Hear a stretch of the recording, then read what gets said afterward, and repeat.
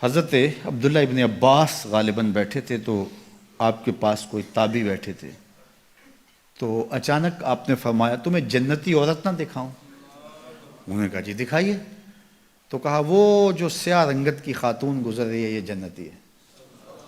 تو انہوں نے کہا وہ کیسے؟ کہا ایک دن یہ حضور کے پاس آئی اور آقا کریم سے کہنے لگی حضور میرے لیے دعا کر دیجیے، مجھے مرگی کے دورے پڑتے ہیں تو میں گر پڑتی ہوں، تو آپ میرے لیے دعا کر دیجئے میں اس بیماری سے بچ جاؤں۔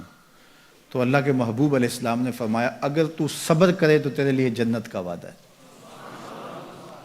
آپ کہو تو میں دعا کر دیتا ہوں تم ٹھیک ہو جاؤ گی، لیکن اگر تم صبر کرو تو جنت کا وعدہ ہے۔ تو اس نے کہا ٹھیک ہے مجھے منظور ہے، جنت وعدہ ٹھیک ہے، لیکن جب میں گرتی ہوں تو میرا پردہ کھل جاتا ہے، عورت ذات ہوں، چلو ٹھیک ہے بیماری رہے گروں بھی لیکن اتنی دعا تو کر دیں کہ پردہ نہ کھلے۔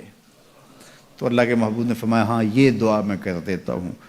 کہا کہ مرگی کے دورے سے اب بھی پڑھتے ہیں، اب بھی گر جاتی ہے، لیکن اللہ اس کے پردے کی حفاظت کرتا ہے۔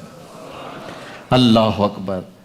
تو پردہ کتنی اہم چیز ہے، اور ہمارا دین ہمیں اس کی تلقین کرتا ہے کہ تمہارا حیا نہیں لٹنا چاہیے، تمہارے پردے کی حفاظت رہنی چاہیے۔ حیا دین ہے، اور حیا کے ساتھ اسلام کا تعلق کتنا گہرا ہے کہ یہ دونوں جڑی ہوئی چیزیں ہیں، ایک رخصت شے ہوتی ہے تو دوسری بھی رخصت ہوتی ہے۔ مجھے بھی آپ کو بھی عملی کوشش بھی کرنی چاہیے کہ یہ جو ذرائع ہیں حیا باختگی کے، ان سے اپنے آپ کو اور اپنی نسل کو بھی بچایا جائے، اپنی معاشرت کو بھی بچایا جائے۔ اور دوسری بات کہ ایمان کی تکمیل تو حیا سے ہی ہے، یہ باڑ ہے ایمان کے لیے، اگر یہ باڑ اتر گئی تو ایمان پر حملہ ہو جائے گا۔ تو ہم مغرب کی نقالی میں اس کو ترقی نہ سمجھیں، اگر حیا باختگی لباس مختصر بلکہ اتار دیا جانا یہ ترقی اور کامیابی ہوتی تو پھر تو کعبہ اللہ کا ننگے طواف لوگ کیا کرتے تھے، وہ ترقی یافتہ ہوتے۔ تو برہنہ ہو جانا یہ حیوانیت کی طرف سفر ہے، یہ کامیابی نہیں ہے، یہ عروج نہیں ہے، یہ فیشن اور ترقی نہیں ہے، یہ تو اخلاقیات سے کنارہ کشی ہے، یہ تو حیا باختگی ہے۔ اسلام ایک روشن خیال دین ہے، اسلام ترقی یافتہ دین ہے، اسلام انسانی مزاج سے ہم آہنگ دین ہے، انسانی ضروریات کے تقاضوں کو پورا کرنے والا دین ہے۔ انسانیت سے، ہمارے مزاج سے، ہماری فطرت سے ہٹ کر کوئی دین نہیں ہے۔ تو نفس کی تسکین اور ہے، روح کی تسکین اور ہے۔ تو جوانی کے دور کے اندر نوجوان کی زندگی کے کچھ ترجیحات ہوتی ہیں، لیکن بعد کے اندر وہ خود سمجھ رہا ہوتا ہے کہ میں یہ غلط ہوں۔ آج مغرب پریشان ہے کہ انہوں نے جوانی کے 4 ایام تو اپنی خواہشوں میں اسیر ہو کے گزار لیے، لیکن ان کے بڑھاپے کی تلخیوں کو آپ نہیں جانتے کیا ہے۔ تو مغرب کے سانچے میں ڈھلنے کی کوشش نہ کرو۔ وہ اقبال نے کہا تھا نئی تہذیب تکلف کے سوا کچھ بھی نہیں، چہرہ جو نہ روشن ہو کہ تو کیا حاجت گلگو نہ فروش۔ اندر کچھ ہو ہی نہ اور اوپر میک اپ کیا ہوا ہو تو وہ تو کبھی اترے گا، جب اترے گا تو نیچے سے کیا بلا نکلے گی۔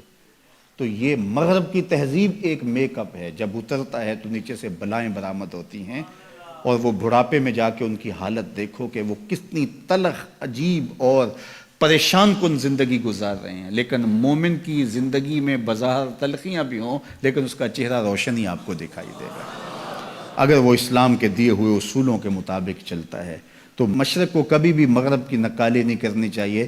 مغرب تو اس مصیبت سے جان چھڑانا چاہتا ہے، لیکن ان کی معاشرت اس طرز کی بن گئی ہے کہ جان چھوٹنے نہیں پا رہی، اور جہاں سے وہ نکلنا چاہتا ہے وہاں سے ہم داخل کیوں ہونا چاہتے ہیں۔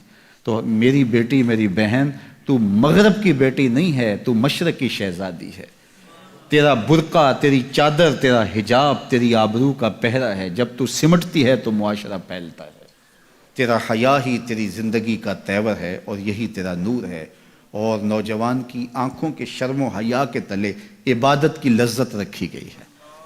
اگر آپ چاہیں کہ عبادات میں لذت نصیب ہو، سجدے میں قرار نصیب ہو، اپنی نگاہوں کی حفاظت کر کے دیکھو، سجدے میں سرور آنا شروع ہو جائے گا، نمازوں میں لذت آنی شروع ہو جائے گی۔ تو اللہ ہمیں حیا کے جوہر سے مالا مال فرمائے۔